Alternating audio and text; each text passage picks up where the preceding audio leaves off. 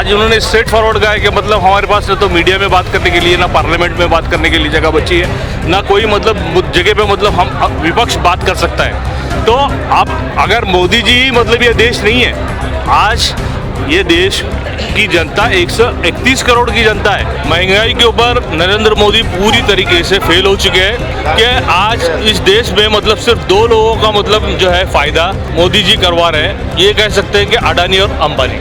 तो ये दो लोग का ही फ़ायदा इनका हो रहा है और महंगाई की मार आम जनता को इतनी बुरी तरह लग रही है कि आप अगर रास्ते में जाएंगे तो आपको पता चलेगा, वो ऑटो वाला हो, वो ठेले वाला हो, वो कामगार हो, वो युवा हो, वो वृद्धा हो, वो ज्येष्ठ नागरिक हो, सभी ये कहते हैं कि हम परेशान हैं ये महंगाई से। इन मोदी सरकार ने 23 करोड़ लोगों को बेरोजगार किया है। आज लोग किसान खुदकुशी कर रहे हैं और ये सरकार के आँख पे पट्टी पड़ी हुई है। नमस्कार, आप देख रहे हैं दी कंटाप। मैं हूं प्रफुल्ल।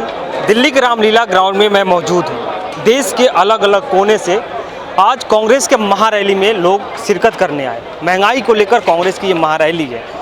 2024 का चुनाव भी नज़दीक है और आज रामलीला ग्राउंड में एक महारैली का आयोजन किया गया।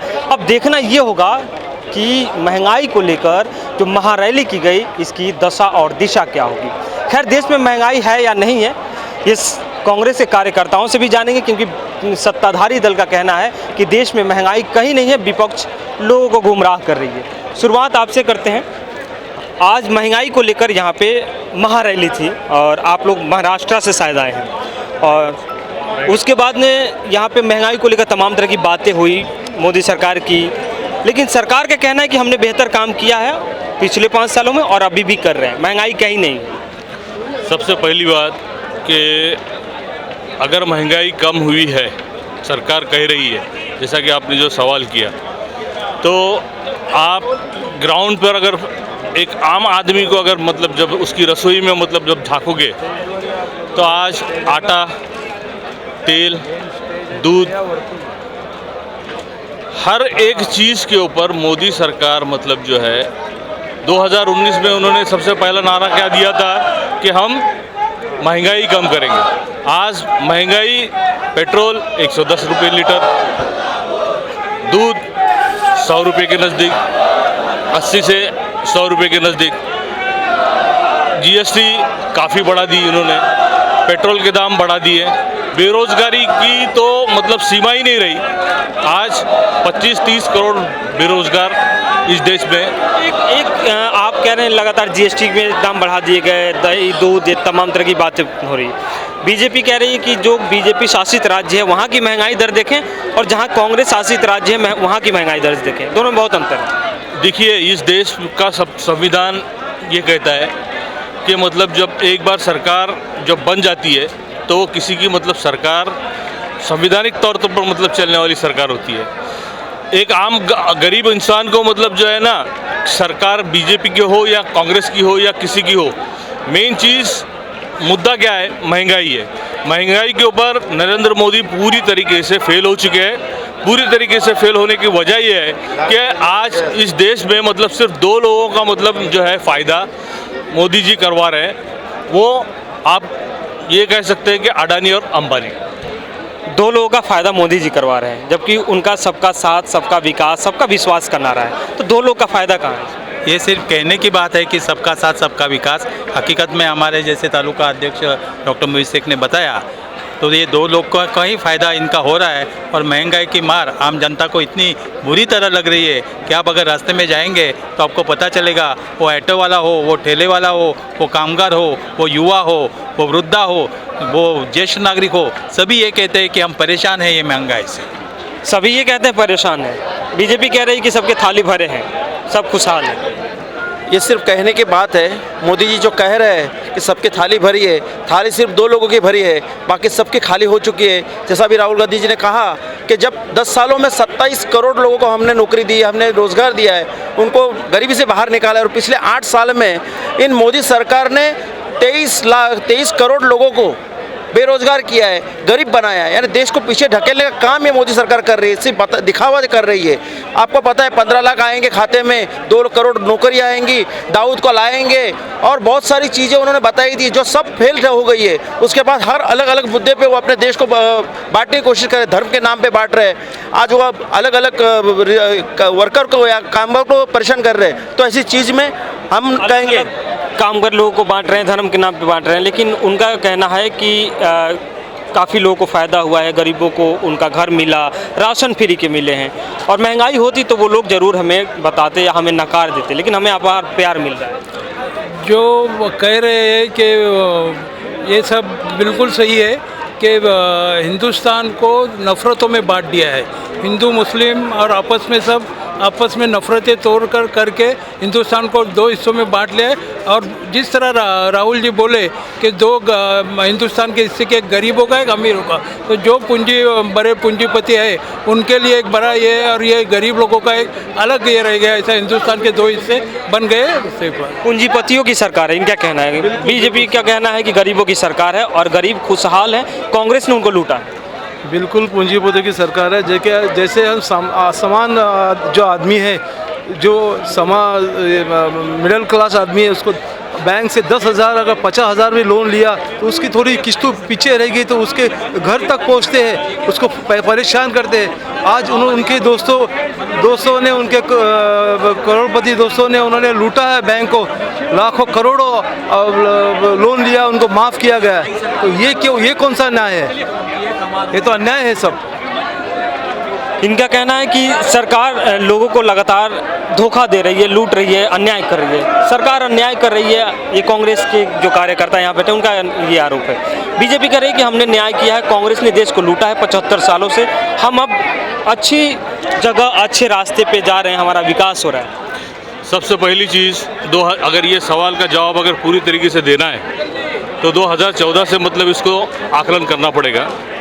2014 में नरेंद्र मोदी जी ने कहा था कि मैं हर साल 2 करोड़ रोज़गार युवाओं को दूंगा, 15 लाख रुपये हर एक के खाते में आए। मैं मीडिया से पूछना चाहूँगा, क्या 2 करोड़ रोज़गार मिली? क्या 15 लाख लोगों के खाते में आए? ये 2014 की बात। आज 2014 की जब अगर इलेक्शन की स्टैटिस्टिक्स देखा जाए तो जनता ने, इस भारत की देश की जनता ने 29% सिर्फ वोट भाजपा को दिया है और 69% वोट जो है वो अलग अलग पार्टियों को दिए। अगर ये 69% वोट इकट्ठा मुंजमद होंगे तो भाजपा के मतलब जो है 25 MP भी मतलब नहीं आ सकते। ये जो सिचुएशन जो दिखती है, अभी 2019 की बात कर लीजिए, 31% vote of percentage, 31% vote of the मतलब जो है उनको मिले। उसमें आप कह रहे हैं कि इनका कहना है कि वोट परसेंटेज की बात हो रही है, लेकिन बीजेपी लगातार जीत कर रही है हर राज्यों में। अगर विकास के मुद्दे होते, रोजगार के मुद्दे होते तो बीजेपी को लोग नकारते। जैसे लगातार विपक्ष इस मुद्दे को उठा रही है, तो कमियां कहाँ है? कहाँ आपको लगता है कि महंगाई विकास की बात पे नहीं जीत रही है? बीजेपी जोड़ तोड़ की, फूट फोड़ की नीति करके जीत रही है। हर राज्य में जो सत्ताधारी है उनसे आमदार फोड़ो और उनका एक गुट शामिल करके अपनी सत्ता बनाओ। ये नीति बीजेपी हर तरह अपना के सत्ता में आ रही है। विकास के नाम पे कोई यहाँ भी बीजेपी कमी कहाँ है कि जो सत्ताधारी पार्टी लोगों के विधायकों को खरीद ले रही है, तोड़ ले रही है? क्यों, ऐसा क्यों है? वो उनको ईडी की धमकी दे रही है, उनको कानूनन इनकम टैक्स की धमकी दे रही है, उनको कुछ दबाव डाल रही है। इस प्रकार से ये चल रहा है, लेकिन ये ज़्यादा दिन नहीं चलेगा। कांग्रेस वापस की आज की रैली का फ्यूचर में क्या उद्देश्य है, क्या हो सकता है इस यहाँ से, इस रैली के माध्यम? आज की रैली को देखते हुए मैं ये श्योरली कह सकता हूँ कि 2024 में कांग्रेस सत्ता में आएगी। आज की रैली रामलीला ग्राउंड की और भविष्य, इस रैली का भविष्य कहाँ देखते हैं? सबसे पहली बात, इस रैली का मतलब जो है आज राहुल गांधी ने क्लियर कट मैसेज मतलब जो है पूरे देश को दिया है कि आज मतलब उन्होंने अपने स्पीच में कहा कि आने वाले दौर में हम कश्मीर से कन्याकुमारी तक जो है रथ यात्रा मतलब जो है निकालेंगे बेरोज़गारी के बारे में। आज उन्होंने स्ट्रेट फॉरवर्ड कहा है कि मतलब हमारे पास न तो मीडिया में बात करने के लिए, ना पार्लियामेंट में बात करने के लिए जगह बची है, ना कोई मतलब जगह पे मतलब हम विपक्ष बात कर सकता है। तो आप अगर मोदी जी मतलब ये देश नहीं है, आज ये देश की जनता 131 करोड़ की जनता है। अगर मोदी जी अगर इतने दमखम से कहते हैं तो मतलब जो है 2 करोड़ रोजगार पहले दे के बताए, 15 लाख लोगों के खाते में जमा करके दिखाया।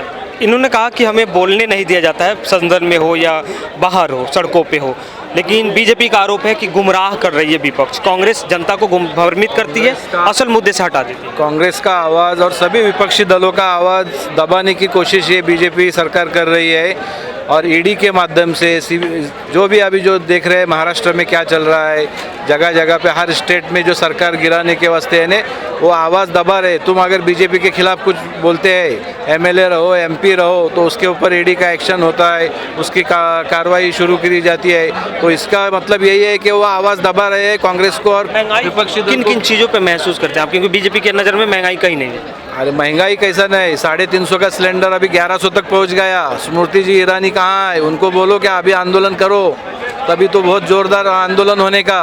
डीजल पेट्रोल सब महंगा हो गया और सब अपने जो गवर्नमेंट के जो भी है, यानी जो भी कांग्रेस ने जो इतने साल में 70 साल में जो बनाया वो बेचने का काम बीजेपी गवर्नमेंट कर रही है।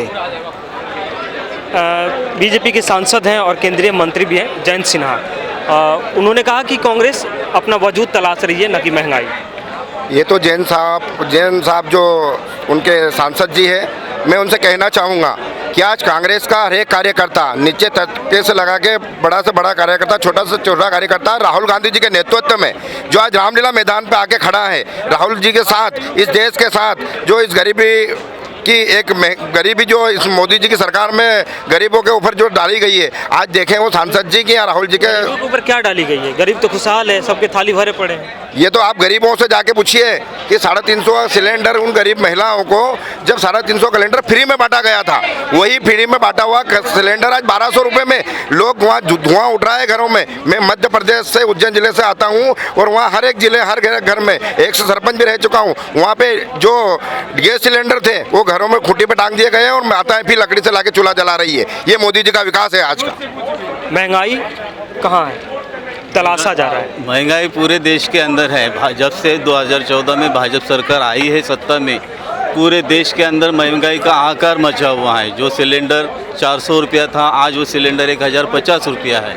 आज बेरोजगारी की जो सीमा चरम पर पहुंच गई है, युवाओं को रोजगार नहीं है, महिला त्रस्त है महंगाई की वजह से, क्योंकि महिलाओं को जो 4 पैसे बचत होते थे घर के अंदर गृहिणी को, वो आज 1 रुपया उनके पास बचत नहीं हो रहा है, बल्कि महंगाई इतनी बढ़ गई कि आज लोग किसान खुदकुशी कर रहे हैं। और ये सरकार के आँख पे पट्टी पड़ी हुई है सत्ता की।